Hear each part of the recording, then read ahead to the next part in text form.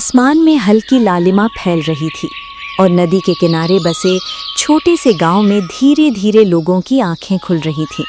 लेकिन एक आदमी ऐसा था जिसकी नींद हर दिन सूरज से पहले खुल जाती थी। उसका नाम था मधुकर। लोग उसे मधु मछुआरा कहते थे। मधु का घर नदी के बिल्कुल किनारे पर था। घर कहना भी शायद उस टूटी फूटी झोपड़ी के लिए बड़ा शब्द था। 4 बांस के खंभे, ऊपर सूखे घास और फटे तिरपाल की छत और दीवारें मिट्टी और पुराने टिन के टुकड़ों से बनी हुई। बारिश में छत टपकती थी, हवा चलती तो पूरी झोपड़ी कांपने लगती। लेकिन वही झोपड़ी मधु, उसकी पत्नी गौरी और उनके छोटे बेटे चंदू की पूरी दुनिया थी। उस सुबह भी मधु चुपचाप उठा। झोपड़ी के कोने में रखा उसका पुराना मछली पकड़ने का जाल कई जगह से फटा हुआ था। वो बैठकर उसे धीरे धीरे ठीक करने लगा। उसके हाथों की उंगलियां मेहनत से इतनी सख्त हो चुकी थीं कि जैसे लकड़ी हो गई हों। इतने में पीछे से धीमी आवाज आई। अरे, फिर इतनी सुबह उठ गए? अभी तो अंधेरा भी पूरी तरह नहीं गया। रोज रोज इतनी जल्दी उठकर नदी में चले जाते हो, थोड़ा आराम भी कर लिया करो। क्या करें गौरी, पेट पालने के लिए यही करना पड़ता है। अगर मैं जल्दी नहीं निकलूंगा तो नदी के अच्छे हिस्से पर दूसरे मछुआरे पहले ही कब्जा कर लेंगे। फिर हमारे जाल में उतनी मछलियां नहीं आएंगी और दिन भर की मेहनत भी बेकार हो जाएगी। इसलिए मजबूरी है कि सूरज निकलने से पहले ही निकलना पड़ता है। गौरी ने चूल्हे में लकड़ी जलाई। घर में खाने के नाम पर सिर्फ 2 सूखी रोटियां थीं। गौरी ने रोटियां मधु के सामने रख दी। मधु कुछ पल उन्हें देखता रहा, फिर उसने एक रोटी वापस रख दी। इसे चंदू के लिए रख लो, उसे अभी भूख लगी होगी। बच्चा है, पहले उसका पेट भरना जरूरी है। तुम ही खा लो, तुम्हें ही तो दिन भर नदी में मेहनत करनी है। सुबह से शाम तक जाल डालते रहते हो, तुम्हें ताकत की ज्यादा जरूरत है। नहीं गौरी, बच्चे का पेट पहले भरना चाहिए। मेरा क्या है, मैं तो थोड़ा सा खाकर भी काम चला लूंगा, लेकिन चंदू भूखा रहेगा तो मुझे अच्छा नहीं लगेगा। बाबा, आज बड़ी मछली पकड़ना, बहुत बड़ी वाली। फिर हम उसे बेचेंगे और घर में अच्छा खाना बनेगा। हाँ बेटा, आज मैं जरूर बहुत बड़ी मछली पकड़ कर लाऊंगा। देखना, शाम को जब मैं लौटूंगा तो तुम्हारे लिए अच्छी खबर लेकर आऊंगा। लेकिन उसके दिल को पता था, कई दिनों से उसकी किस्मत उसका साथ नहीं दे रही थी। उसके पास एक छोटी नाव और एक नौका थी। मधु अपनी छोटी लकड़ी की नाव लेकर नदी में उतर गया। नदी बहुत बड़ी थी, लेकिन उस नदी में मछली पकड़ना अब आसान नहीं रहा था। बड़ी बड़ी नावों वाले अमीर मछुआरे पूरे इलाके में जाल डाल देते थे। मधु जैसे गरीब मछुआरों के हिस्से में बचती थी बस थोड़ी सी जगह और बहुत कम मछलियां। उसने जाल नदी में फेंका और आसमान की तरफ देखा। ईश्वर, आज कुछ तो रहम कर देना। कई दिनों से जाल खाली ही वापस आ रहा है। घर में राशन भी कम पड़ गया है। बस आज इतनी मछलियां मिल जाएं कि घर का चूल्हा अच्छे से जल सके और बच्चे का पेट भर सके। घंटों बीत गए, सूरज सिर पर आ गया। मधु ने धीरे धीरे जाल खींचना शुरू किया। उसका दिल जोर से धड़क रहा था, लेकिन जब जाल बाहर आया तो उसमें सिर्फ 2 छोटी मछलियां फड़फड़ा रही थीं। मधु की आंखों में निराशा उतर आई। इतनी ही मछलियां? सुबह से कितनी बार जाल डाला, लेकिन हर बार बस कुछ ही मछलियां हाथ लगीं। इतनी कम मछलियों से घर का खर्च कैसे चलेगा, समझ नहीं आता। वो कुछ देर चुप बैठा रहा, फिर उसने गहरी सांस ली। उसे घर लौटना ही था।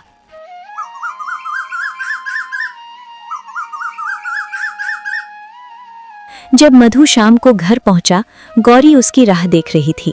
उसने उम्मीद भरी नजर से पूछा, आज कैसा रहा? नदी में कुछ अच्छी मछलियां मिली या फिर आज भी जाल खाली ही लौट आया? सुबह से तुम्हारा इंतजार कर रही थी, मन में बस यही सोच रही थी कि आज का दिन शायद थोड़ा अच्छा रहा होगा। मधु ने चुपचाप मछलियां दिखा दी। गौरी की आंखों में एक पल के लिए चिंता चमकी, लेकिन उसने तुरंत खुद को संभाल लिया। कोई बात नहीं, अगर आज कम मछलियां मिली हैं तो चिंता मत करो। ईश्वर पर भरोसा रखो, कल का दिन जरूर अच्छा होगा और शायद कल तुम्हारे जाल में ज्यादा मछलियां आएंगी। बाबा, बड़ी मछली? क्या आज बहुत बड़ी मछली पकड़ी आपने, जो आपने मुझे वादा किया था? आज तो बस छोटी छोटी मछलियां ही मिली बेटा, लेकिन तुम चिंता मत करो। कल मैं फिर सुबह जल्दी जाऊंगा और तुम्हारे लिए जरूर एक बड़ी मछली पकड़ कर लाऊंगा। चंदू खुश होकर हंसने लगा, बच्चे उम्मीद जल्दी नहीं छोड़ते, लेकिन बड़े लोग जानते हैं कि उम्मीद टूटने में देर नहीं लगती। उस रात तेज हवा चल रही थी, झोपड़ी की छत हिल रही थी, बारिश की बूंदें टपक टपक कर अंदर गिर रही थीं। गौरी बर्तन रख रख कर पानी रोकने की कोशिश कर रही थी। मधु चुपचाप बैठा सब देख रहा था। उसके दिल में एक ही डर था, अगर एक दिन ये झोपड़ी भी टूट गई तो हम कहाँ रहेंगे? बारिश और हवा में ये पहले ही बहुत कमज़ोर हो गई है। कभी कभी सोचता हूँ अगर सच में ये गिर गई तो हमारे पास सिर छुपाने की जगह भी नहीं बचेगी।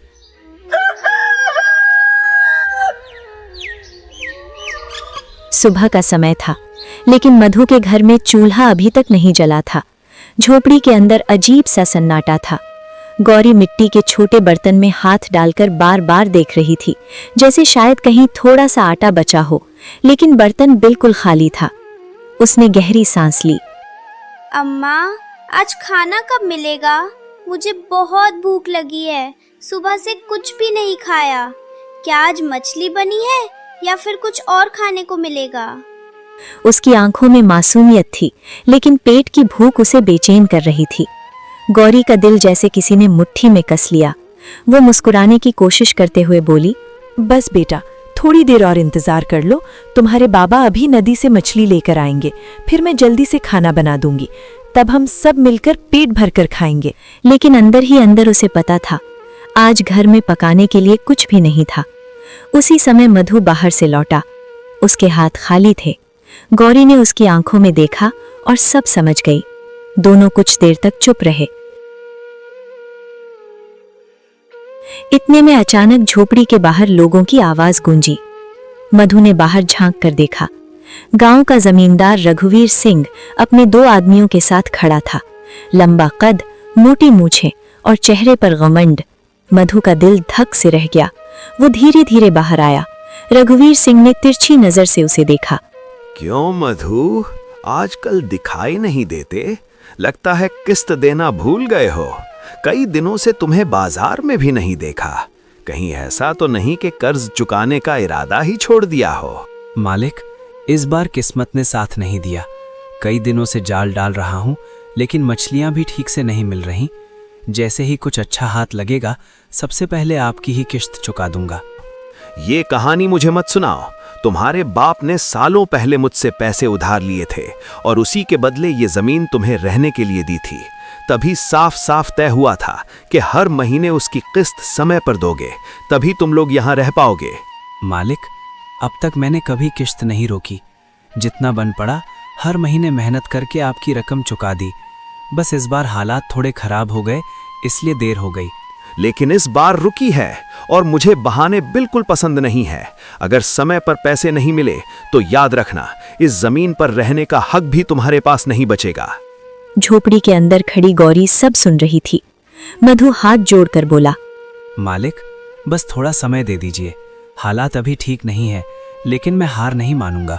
2-4 दिन में किसी तरह पैसे का इंतजाम कर लूंगा और आपकी किश्त चुका दूंगा। रघुवीर सिंह की आंखों में जरा भी दया नहीं थी। मालिक, हम गरीब लोग हैं। अगर ये झोपड़ी भी छूट गई तो हम कहाँ जाएंगे? मेरे परिवार के पास और कोई सहारा नहीं है, इसलिए आपसे हाथ जोड़कर थोड़ी मोहलत मांग रहा हूँ। गौरी की आंखों से आंसू निकल आए। मधु ने फिर हाथ जोड़ दिए। मुझे उससे कोई मतलब नहीं। मेरी नजर में बस एक ही बात मायने रखती है, कर्ज चुकाओ या फिर ये जमीन खाली करो। अगर पैसे नहीं दे सकते तो यहाँ रहने का हक भी नहीं है। 2 दिन, सिर्फ 2 दिन का समय देता हूं तुम्हें। 2 दिन में पैसे दे देना, वरना याद रखना ये झोपड़ी खाली करनी पड़ेगी और फिर तुम्हें यहाँ रहने की इजाजत नहीं होगी। इतना कहकर वो अपने आदमियों के साथ वहां से चला गया। मधु कुछ देर तक वहीं खड़ा रह गया, जैसे उसके पैरों में जान ही ना हो। गौरी बाहर आई। उसकी आंखों में डर था। अब क्या होगा जी? रघुवीर ने तो साफ कह दिया है कि 2 दिन में पैसे नहीं दिए तो हमें झोपड़ी छोड़नी पड़ेगी। अगर सच में ऐसा हो गया तो हम चंदू को लेकर कहाँ जाएंगे? मधु ने नदी की तरफ देखा। लहरें शांत थीं, लेकिन उसके दिल में तूफान चल रहा था। पता नहीं, अभी कुछ समझ नहीं आ रहा। बस यही सोच रहा हूँ कि किसी तरह पैसे का इंतजाम हो जाए, नहीं तो हमारे सिर से ये छत भी चली जाएगी। 2 दिन पलक झपकते बीत गए। मधु ने बहुत कोशिश की, किसी से उधार मांगा, ज्यादा मछली पकड़ने की कोशिश की, लेकिन किस्मत जैसे उससे रूठ गई थी। सुबह का सूरज अभी पूरी तरह निकला भी नहीं था, लेकिन मधु के घर के सामने फिर से लोगों की आवाज गूंज रही थी। जमींदार रघुवीर सिंह अपने 2 आदमियों के साथ खड़ा था। उसकी आंखों में वही घमंड और सख्ती थी। मधु बाहर आया, उसके चेहरे पर चिंता साफ दिखाई दे रही थी। रघुवीर सिंह ने तिरछी नजर से उसे देखा। तो मधु, पैसे लाए? 2 दिन पूरे हो गए हैं। अब बताओ, क्या मेरे पैसे का इंतजाम कर पाए या फिर खाली हाथ ही आए हो? मालिक, मैंने बहुत कोशिश की, गांव में कई लोगों से बात की, लेकिन किसी के पास देने के लिए पैसे नहीं थे। अभी इंतजाम नहीं हो पाया। बस थोड़ा और समय दे दीजिए, मैं मेहनत करके आपके सारे पैसे चुका दूंगा। मैंने तुम्हें 2 दिन दिए थे, साफ साफ कहा था कि 2 दिन में पैसे चाहिए, और अब तुम फिर वही बहाने लेकर आ गए हो। मालिक, हम कहाँ जाएंगे? इस झोपड़ी के अलावा हमारे पास कोई और जगह नहीं है रहने के लिए। अगर आप हमें यहाँ से निकाल देंगे तो मेरा परिवार सड़क पर आ जाएगा। लेकिन रघुवीर सिंह के दिल में जरा भी दया नहीं थी। उसने अपने आदमियों की तरफ इशारा किया। खड़े खड़े मेरा मुंह क्या देख रहे हो? झोपड़ी खाली कराओ। कुछ ही पलों में सब कुछ खत्म हो गया। आदमियों ने झोपड़ी का सामान बाहर फेंकना शुरू कर दिया। पुराने बर्तन मिट्टी में गिर गए, फटी चारपाई एक तरफ जा गिरी, छोटा सा संदूक भी धूल में लुढ़क गया। गौरी रो रही थी। कुछ ही देर में वो झोपड़ी, जो सालों से उनका घर थी, अब खाली खड़ी थी। रघुवीर सिंह ने आखिरी बार मधु की तरफ देखा। अब ये जमीन मेरी है। आज के बाद अगर तुम लोग यहाँ दोबारा दिखे तो अच्छा नहीं होगा, इसलिए चुपचाप अपना सामान उठाओ और यहाँ से चले जाओ। इतना कहकर वो वहां से चला गया। अब मधु और उसका परिवार सड़क के किनारे खड़े थे। उनका सारा सामान मिट्टी में पड़ा था। गौरी की आंखों से आंसू रुक ही नहीं रहे थे। अब हम कहाँ जाएंगे जी? ये झोपड़ी ही तो हमारा सब कुछ थी। अगर ये भी छूट गई तो हम चंदू को लेकर कहाँ सिर छुपाएंगे? मधु चुप था। उसके पास कोई जवाब नहीं था। दिन धीरे धीरे ढलने लगा। भूख भी अब जोर से लगने लगी थी। मधु ने सोचा शायद गांव में कोई मदद कर दे। वो अपने परिवार के साथ घर घर गया, लेकिन हर जगह से वही जवाब मिला। हम क्या कर सकते हैं? हमारे अपने घर में ही मुश्किल से जगह है, तुम्हें कहाँ ठहराएं? अगर मदद करना हमारे बस में होता तो जरूर करते। और फिर जमींदार से झगड़ा कौन मोल ले? अगर उसे पता चल गया कि हमने तुम्हें अपने घर में रखा है तो वो हमसे भी नाराज हो जाएगा। इसलिए माफ करना, हम इस मामले में कुछ नहीं कर सकते। धीरे धीरे उम्मीद टूटती जा रही थी। तभी मधु को याद आया, उसी गांव में उसके चाचा और चाची भी रहते थे। वो सोचने लगा। मधु अपने परिवार को लेकर उनके घर पहुंच गया। चाचा का घर बड़ा था, पक्का मकान, आंगन और अंदर कई कमरे। मधु ने धीरे से दरवाजा खटखटाया। कुछ देर बाद दरवाजा खुला। सामने उसके चाचा खड़े थे। उन्होंने मधु को ऊपर से नीचे तक देखा। अरे मधु, तुम यहाँ इतने उदास क्यों लग रहे हो? और तुम्हारे साथ ये सारा सामान भी क्यों है? क्या हुआ बेटा, सब ठीक तो है? चाचा, हमें घर से निकाल दिया गया। जमींदार ने किश्त न दे पाने की वजह से झोपड़ी खाली करवा ली। अब हमारे पास रहने के लिए कोई जगह नहीं बची है। इतना सुनते ही चाची भी बाहर आ गईं। उन्होंने तिरस्कार भरी नजर से मधु और उसके परिवार को देखा। तो अब यहाँ क्या करने आए हो? इतने सालों बाद अचानक हमारे दरवाजे पर खड़े हो, जरूर कोई बड़ी मुसीबत आई होगी। जब सब ठीक चल रहा था तब तो कभी याद नहीं आई हमारी, और आज सीधे आकर दरवाजे पर खड़े हो गए। चाची, सोचा कुछ दिन आपके यहाँ रह लें। जब तक कोई छोटा मोटा इंतजाम नहीं हो जाता तब तक अगर आप हमें अपने घर के किसी कोने में रहने दे दें तो बहुत बड़ी मेहरबानी होगी।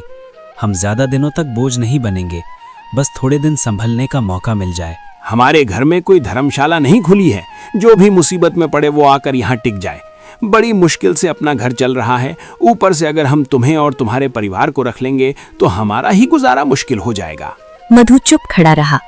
चाची ने ताना मारते हुए कहा, और जब तुम्हारे बाप ने जमींदार से इतना बड़ा कर्ज लिया था तब क्या वो हमसे पूछने आए थे? तब तो बड़ा घमंड था कि सब संभाल लेंगे। अब मुसीबत आई है तो याद आया कि रिश्तेदार भी होते हैं। सच कहूँ तो हमें पहले से पता था कि एक दिन यही हाल होगा। अब जब घर से निकाल दिए गए हो तो याद आए रिश्तेदार। जब सब ठीक चल रहा था तब तो कभी हमारी खबर लेने भी नहीं आए, और आज मुसीबत पड़ी तो सीधे हमारे दरवाजे पर आ गए। मधु, बात समझने की कोशिश करो। हमारे घर में पहले ही बहुत तंगी है और जगह भी ज्यादा नहीं है, इसलिए हम तुम्हें अपने घर में जगह नहीं दे सकते। तुम कहीं और इंतजाम देखने की कोशिश करो। गौरी की आंखों में आंसू भर आए। चंदू घबराकर अपने बाबा का हाथ पकड़कर खड़ा हो गया। मधु कुछ पल तक वहीं खड़ा रहा।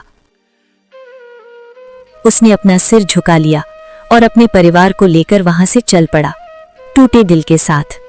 रात होने लगी थी। गांव की गलियां धीरे धीरे खाली हो रही थीं। मधु का परिवार चुपचाप चल रहा था। उनके पास अब न घर था न सहारा। मधु ने दूर नदी की तरफ देखा। लहरें अंधेरे में चमक रही थीं। बाबा, अब हम कहाँ जाएंगे?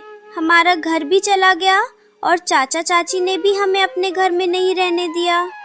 क्या अब हम ऐसे ही भटकते रहेंगे? मधु के कदम जैसे एक पल के लिए रुक गए। उसके पास इस सवाल का कोई जवाब नहीं था। उसने बस चंदू के सिर पर हाथ फेरा और आगे बढ़ने लगा। रात और गहरी हो गई थी।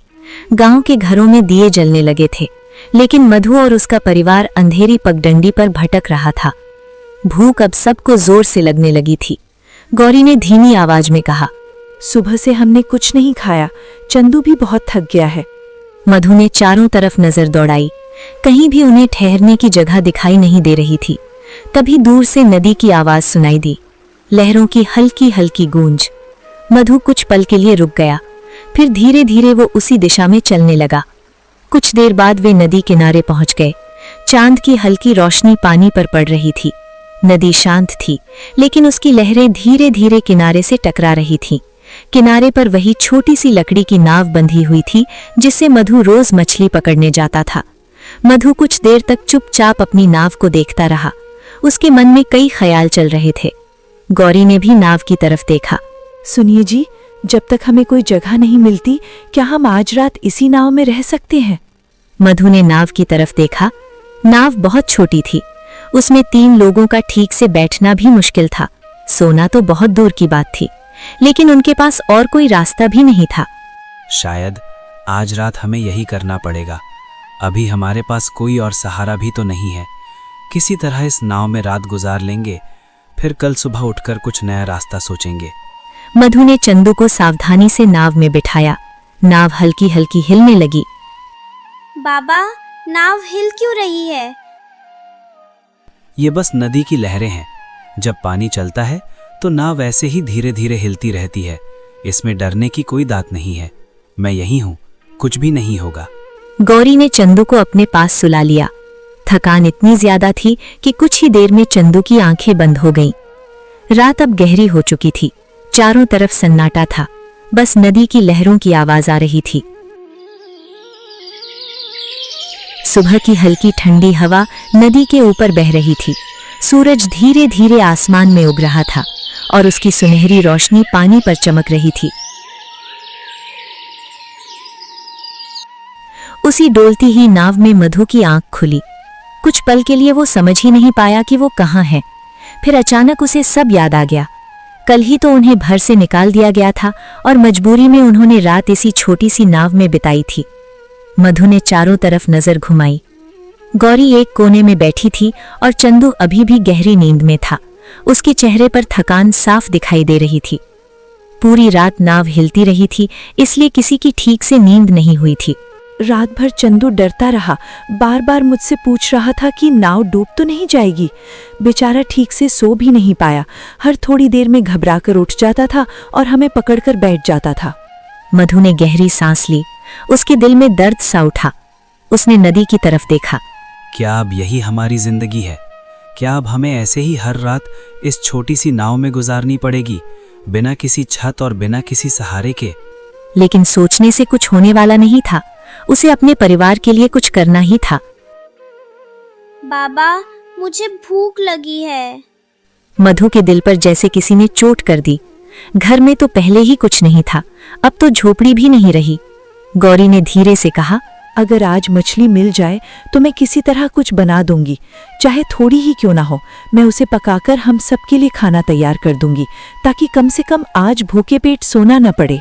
मैं अभी नदी में जाता हूँ, शायद आज किस्मत हमारा साथ दे दे और जाल में कुछ अच्छी मछलियाँ आ जाएं। मधु अपनी नाव को थोड़ा आगे लेकर गया। नदी आज भी उतनी ही बड़ी थी और उसकी किस्मत आज भी उतनी ही छोटी लग रही थी। उसने जाल उठाया और पूरे जोर से नदी में फेंक दिया, फिर चुपचाप बैठकर पानी की तरफ देखने लगा। उसके मन में एक ही बात चल रही थी, अब यही नाव हमारा घर है, यही रोजी भी।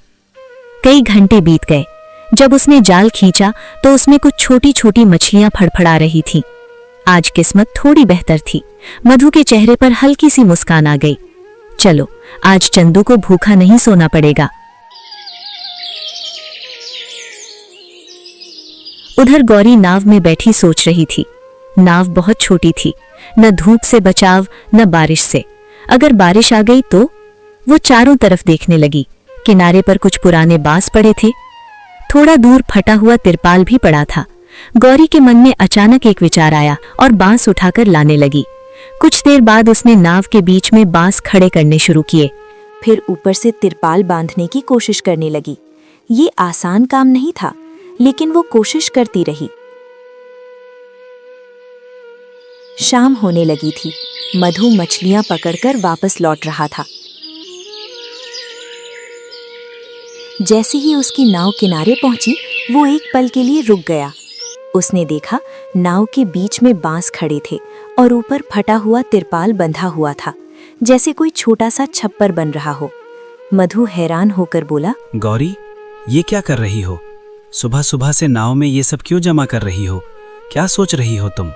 सोच रही थी, अगर हमें कुछ दिन यहीं रहना है तो क्यों ना इस नाव को ही थोड़ा घर जैसा बना दे। कम से कम ऐसा लगे कि हमारे पास रहने की कोई जगह तो है। जब जमीन ने हमें अपना घर नहीं दिया और हर जगह से हमें ठुकरा दिया गया, तो क्यों ना नदी को ही अपना घर बना ले। यही नाव हमारी छत बन जाए और यही पानी हमारी दुनिया। मधु ने धीरे धीरे नदी की तरफ देखा। लहरें हल्की हल्की चमक रही थीं। उसकी दिल में पहली बार उम्मीद की एक छोटी सी किरण जगी। शायद सच में यही छोटी सी नाव एक दिन उनका घर बन सकती थी।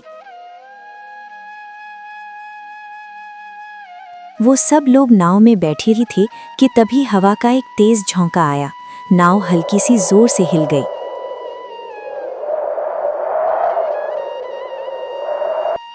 बाबा, ये हवा इतनी तेज क्यों चल रही है?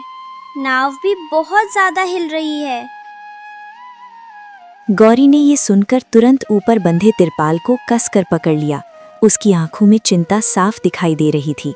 थोड़ी ही देर में आसमान पूरी तरह काले बादलों से ढक गया। बिजली चमकने लगी।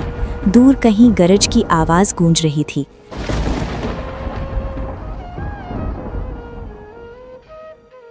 नदी की लहरें भी अब पहले से ज्यादा तेज हो गई थीं। नाव बार बार हिल रही थी। सुनिए जी, अगर तूफान सच में आ गया तो ये छोटी सी नाव इतनी तेज हवा और लहरों को कैसे सह पाएगी? मुझे बहुत डर लग रहा है। डर मत गौरी, मैं हूं ना। जब तक मैं यहाँ हूँ, तुम्हें और चंदू को कुछ नहीं होने दूंगा। हम सब मिलकर इस रात को भी पार कर लेंगे। लेकिन सच तो ये था कि उसके दिल में भी डर बैठ चुका था। अचानक तेज हवा चलने लगी। पेड़ों की टहनियां जोर जोर से हिलने लगी और फिर बारिश शुरू हो गई। पहले हल्की बूंदें, फिर कुछ ही पलों में मूसलाधार बारिश। पानी तेजी से गिरने लगा। तिरपाल के नीचे भी पानी टपकने लगा। नाव जोर जोर से डोल रही थी।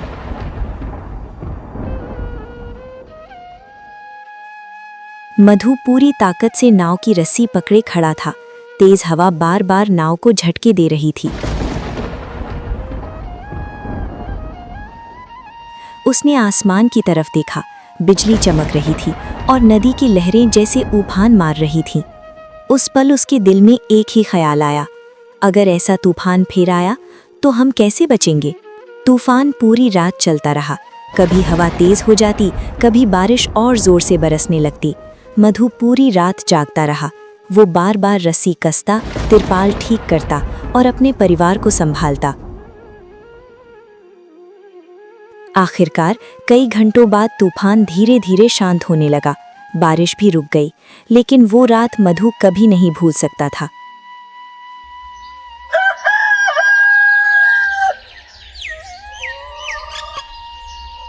सुबह जब सूरज निकला, नदी फिर से शांत थी। हल्की धूप पानी पर चमक रही थी, लेकिन नाव की हालत देखकर मधु का दिल बैठ गया। तिरपाल कई जगह से फट चुका था, कुछ सामान भी भीग गया था। बाबा, अगर फिर से तूफान आ गया तो? मधु कुछ पल चुप रहा, फिर उसने नदी की तरफ देखा। उसकी आंखों में अब डर नहीं था, बल्कि एक पक्का फैसला था। वो खड़ा हुआ और बोला, नहीं, अब ऐसा नहीं होगा। हम हर रात डरते हुए नहीं जिएंगे जैसे अभी तक जी रहे थे। क्या मतलब? तुम क्या कहना चाह रहे हो?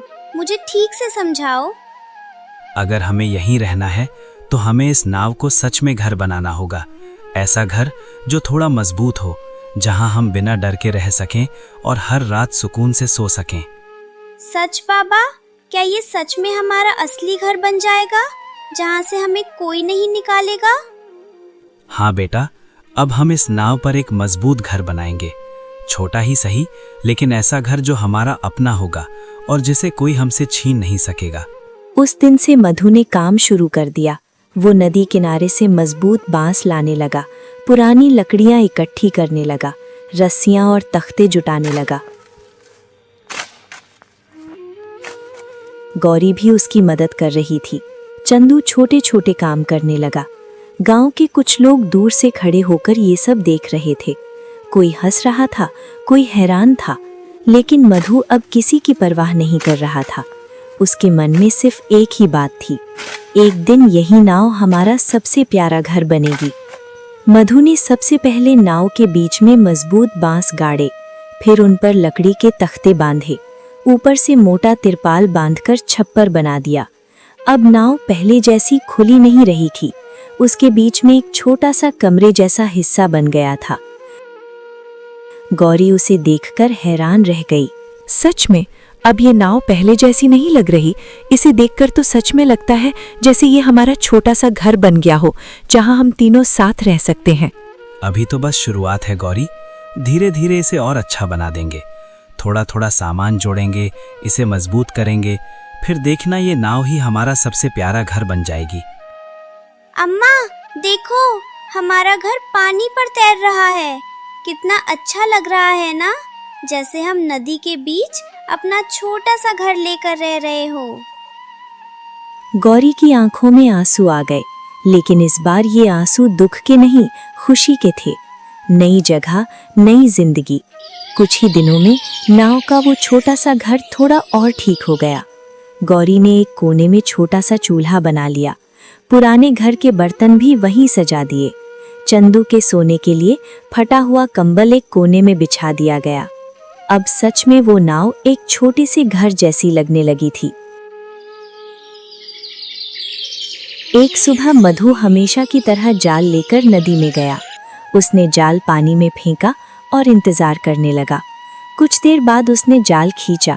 इस बार जाल भारी था। मधु का दिल जोर से धड़कने लगा। जब जाल बाहर आया तो उसमें बहुत सारी मछलियां फड़फड़ा रही थीं। इतनी मछलियां उसने कई दिनों से एक साथ नहीं देखी थीं। मधु की आंखों में चमक आ गई। आज तो किस्मत सच में मेहरबान हो गई। वो तुरंत मछलियां लेकर गांव के बाजार गया। सारी मछलियां अच्छे दाम में बिक गईं। इतने पैसे मिल गए कि कई दिनों बाद वो भरपूर सामान खरीद सका। वो चावल, दाल, सब्जियां और थोड़ा गुड़ लेकर वापस नाव पर आया। जब मधु वापस लौटा तो गौरी ने हैरानी से पूछा, इतना सारा सामान, ये सब कहाँ से ले आए आप? आज तो लगता है जैसे नाव भरकर चीजें ले आए हैं। आज नदी ने हमारा साथ दिया है। जाल में अच्छी मछलियां फंसी, उन्हें बेचकर थोड़ा पैसा मिला, उसी से ये जरूरी सामान ले आया हूँ ताकि हमारा ये छोटा सा घर थोड़ा और ठीक बन सके। गौरी ने तुरंत चूल्हा जला दिया। थोड़ी ही देर में नाव में खाने की खुशबू फैल गई। चंदू खुशी से उछलने लगा। मधु ने उसकी तरफ देखा, उसके दिल में सुकून उतर आया। कुछ दिनों बाद गांव में एक अजीब सी बात फैलने लगी।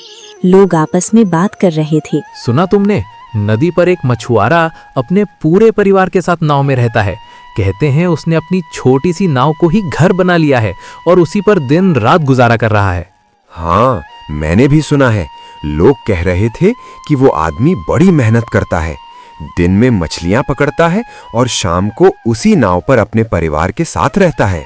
कई लोग जिज्ञासा में नदी किनारे आने लगे। दूर से खड़े होकर वे उस नाव को देखते। धीरे धीरे मधु का नाव वाला घर पूरे गांव में चर्चा का विषय बन गया।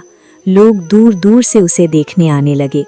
चंदू एक दिन खुशी से बोला, बाबा देखो, लोग हमारा घर देखने आ रहे हैं। मधु ने नदी की तरफ देखा।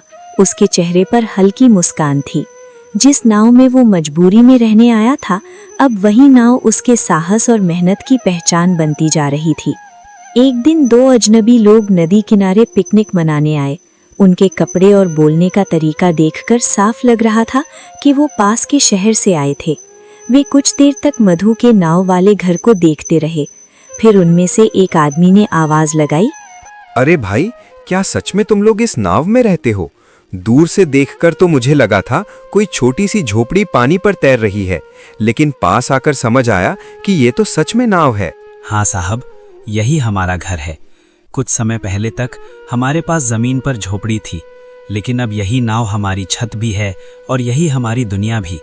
वाह, ये तो बहुत अलग है। पानी के ऊपर तैरता हुआ घर, मैंने ऐसी चीज पहले कभी नहीं देखी। सच में बड़ा अनोखा लग रहा है। अगर एक रात यहाँ रुकने को मिल जाए तो सच में मजा ही आ जाए। शहर की भीड़ भाड़, शोर शराबे और भागदौड़ भरी जिंदगी से दूर नदी के बीचों बीच ऐसी शांत जगह पर रात बिताना अपने आप में एक अनोखा अनुभव होगा। चारों तरफ सिर्फ पानी की हल्की हल्की आवाज, ऊपर खुला आसमान, चमकता हुआ चांद और ठंडी हवा। ऐसा माहौल शहरों में कहाँ मिल पाता है। यहाँ बैठकर मन भी बिल्कुल शांत हो जाएगा और प्रकृति के साथ कुछ सुकून भरे पल बिताने का मौका मिलेगा। सच कहूँ तो ऐसी जगह पर एक रात गुजारना यादगार बन जाएगा। मधु और गौरी एक दूसरे की तरफ देखने लगे। उन्होंने कभी ऐसा सोचा भी नहीं था। कुछ पल सोचने के बाद मधु बोला, रुकने को मतलब आप लोग सच में यहाँ रहना चाहते हैं? हाँ, हम शहर से आए हैं। अगर तुम हमें एक रात यहाँ रहने दोगे तो बदले में हम तुम्हें अच्छे पैसे देंगे। अगर आपको सच में रहना है तो रह सकते हैं। उस रात वे दोनों आदमी मधु के नाव वाले घर में रुके। उन्हें नदी की ठंडी हवा, लहरों की आवाज और पानी के ऊपर तैरता घर का अनुभव बहुत अच्छा लगा।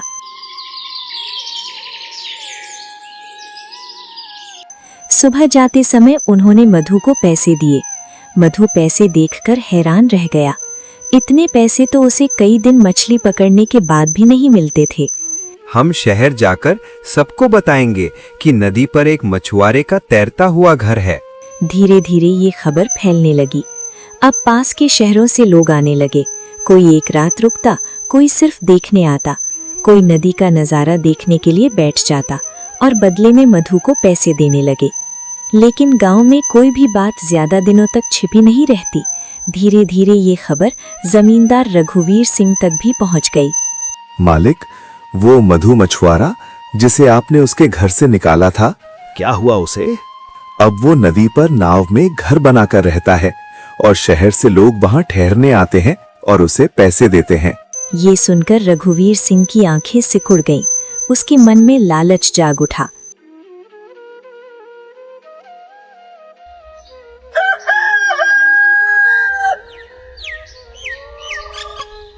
अगले ही दिन वो नदी किनारे पहुंचा। मधु उस समय अपनी नाव ठीक कर रहा था। अचानक उसने आवाज सुनी, क्यों मधु, बड़ा नाम हो गया तुम्हारा। आजकल तुम्हारी इस नाव वाले घर की चर्चा हर जगह सुनने को मिल रही है। मधु ने मुड़कर देखा। सामने वही जमींदार रघुवीर सिंह खड़ा था। कहिए मालिक, आज यहाँ कैसे आना हुआ? क्या काम था मुझसे? तुम्हारा ये नाव वाला घर तो बड़ा मशहूर हो गया है। दूर दूर से लोग इसे देखने आते हैं और कुछ तो यहाँ रात बिताने की भी बात करते हैं। अगर तुम चाहो तो एक काम कर सकते हो। तुम ये नाव वाला घर मुझे दे दो, ये अनोखी चीज है। लोग इसे देखने के लिए पैसे भी देंगे और बदले में मैं तुम्हें तुम्हारा वही पुराना जमीन वाला घर वापस दे दूंगा जहां तुम पहले रहा करते थे। मधु कुछ पल चुप रहा। गौरी ये सुनकर चौंक गई। चंदू भी मधु की तरफ देखने लगा। कुछ पल के लिए वहां सन्नाटा छा गया। फिर धीरे से मधु बोला, माफ कीजिए मालिक, जब हमें घर से निकाला गया था तब यही नाव हमारे काम आई थी। अब यही हमारा घर है और हम इसे किसी को नहीं देंगे। जमींदार का चेहरा गुस्से से लाल हो गया। वो कुछ पल तक मधु को घूरता रहा, फिर गुस्से में मुड़कर चला गया। समय धीरे धीरे बीतता गया। नदी पर बना मधु का नाव वाला घर अब दूर दूर तक मशहूर हो चुका था। पास के शहरों से लोग वहां रुकने आने लगे थे। किसी को नदी की ठंडी हवा पसंद आती, किसी को पानी पर तैरते घर का अनुभव। लोग वहां 1-2 रात रुकते और बदले में मधु को पैसे देते। मधु हर बार उन पैसों को बहुत संभाल कर रखता। सुनिए जी, अगर ऐसे ही लोग आते रहे और यहाँ रुकने के लिए पैसे देते रहे तो शायद एक दिन हम फिर से अपना घर खरीद सकेंगे। छोटा ही सही, लेकिन अपना एक पक्का घर होगा जहाँ हमें कोई निकाल नहीं पाएगा। हाँ गौरी, अब हमें कोई नहीं रोक सकता। हमने जितनी मुश्किलें देखी हैं उसके बाद अब लगता है कि हमारी किस्मत भी धीरे धीरे बदल रही है। कई महीनों की मेहनत के बाद मधु के पास काफी पैसे जमा हो गए। एक दिन वो सीधे जमींदार रघुवीर सिंह के पास गया। जमींदार उसे देखकर थोड़ा हैरान हुआ। क्यों मधु, यहाँ कैसे आना हुआ? इतने दिनों बाद मेरे दरवाजे पर क्या काम पड़ गया तुम्हें? मालिक, मैं अपनी जमीन और अपना पुराना घर वापस लेने आया हूँ। बहुत मेहनत और संघर्ष के बाद मैंने पैसे जुटाए हैं और आज मैं अपना हक लेने आया हूँ। मधु के चेहरे पर हल्की मुस्कान आ गई। ठीक है, अगर तुमने पूरा पैसा चुका दिया है तो अब वो जमीन फिर से तुम्हारी हुई। आज से उस पर तुम्हारा ही हक है। कई महीनों बाद उसे अपना घर वापस मिल गया था। जब मधु अपने पुराने घर के पास पहुंचा तो उसकी हालत बहुत खराब थी। छत कई जगह से टूटी हुई थी, दीवारों की मिट्टी झड़ चुकी थी, आंगन में घास उगाई थी। गौली ने घर को देखा और धीरे से बोली, लेकिन ये फिर भी हमारा ही घर है। चाहे कितनी भी टूट फूट क्यों ना हो गई हो, दीवारें पुरानी हो गई हो, फिर भी ये जगह हमारी यादों से जुड़ी है। हाँ, और अब हम इसे फिर से ठीक करेंगे। धीरे धीरे इसकी मरम्मत करेंगे, इसे पहले से भी बेहतर बनाएंगे ताकि हमारा परिवार फिर से यहीं आराम से रह सके। धीरे धीरे मधु ने घर की मरम्मत शुरू की। नए बांस लगाए, छत ठीक की, दीवारों पर नई मिट्टी चढ़ाई। कुछ ही दिनों में वो टूटा हुआ घर फिर से रहने लायक बन गया। लेकिन मधु ने अपना नाव वाला घर भी नहीं छोड़ा। वो अब भी नदी पर था और लोग अब भी वहां रुकने आते थे। एक दिन 2 लोग मधु के घर के सामने आए। मधु बाहर निकला। सामने उसके चाचा और चाची खड़े थे। वे थोड़े संकोच में थे। चाचा ने धीमी आवाज में कहा, मधु, हमें तुमसे थोड़ी बात करनी है। काफी दिनों से सोच रहे थे तुमसे मिलने आए, इसलिए आज खुद ही यहाँ चले आए। तो हमने सोचा अगर कभी हमें भी उस नाव वाले घर में रहने का मौका मिल जाए, बस 1-2 रात के लिए ही सही, ताकि हम भी देख सकें कि पानी पर तैरते उस घर में रहना कैसा लगता है। हमें पता चला है कि तुम्हारा नाव वाला घर अब बहुत मशहूर हो गया है। लोग दूर दूर से आते हैं, वहाँ रुकते हैं और तुम्हें अच्छे पैसे भी देते हैं। पूरे गांव में उसी की चर्चा हो रही है। कुछ पल के लिए वहां सन्नाटा छा गया। नाव वाले घर में तो लोग पैसे देकर रुकते हैं। जो भी वहां ठहरता है वो उसके लिए पैसे देता है। उसे याद था जब यही लोग उन्हें बेइज्जती करके भगा चुके थे। मधु ने चाचा चाची की तरफ देखा, फिर शांत आवाज में बोला, लेकिन आप लोग मेरे अपने हैं। आपको वहां रुकने के लिए पैसे देने की कोई जरूरत नहीं है। अगर आप चाहें तो आराम से वहां रह सकते हैं और अगर मन हो तो हमारे इस घर में भी रह सकते हैं। जो कुछ दिन पहले हुआ उसे मैं दिल में नहीं रखता। इंसान की पहचान उसके कर्म से होती है। अगर मैं भी वही करूं जो आपने हमारे साथ किया था तो फिर आप में और मुझ में फर्क ही क्या रह जाएगा। मधु, उस दिन जब तुम हमारे दरवाजे पर मदद मांगने आए थे तब हमें तुम्हारा साथ देना चाहिए था। तुम मुश्किल में थे, तुम्हारे साथ तुम्हारा परिवार था, लेकिन फिर भी हमने अपने ही खून को ठुकरा दिया। उस समय हमें बस अपनी परेशानी और डर दिखाई दिया, लेकिन आज समझ में आ रहा है कि हमने कितनी बड़ी गलती की थी। आज हमें एहसास हुआ है कि असली अमीरी पैसे या जमीन में नहीं होती, बल्कि इंसान के दिल में होती है। बेटा, अगर हो सके तो हमें माफ कर देना। चाचा, रिश्ते नाराजगी से नहीं टूटते। इंसान से गलती हो जाती है, लेकिन अपनी गलती को समझ लेना और उसे सुधारने की कोशिश करना ही सबसे बड़ी बात होती है। आप लोग मेरे अपने हैं और अपने लोगों से दिल में बैर रखकर कोई खुशी नहीं मिलती, इसलिए पुरानी बातों को भूल जाइए।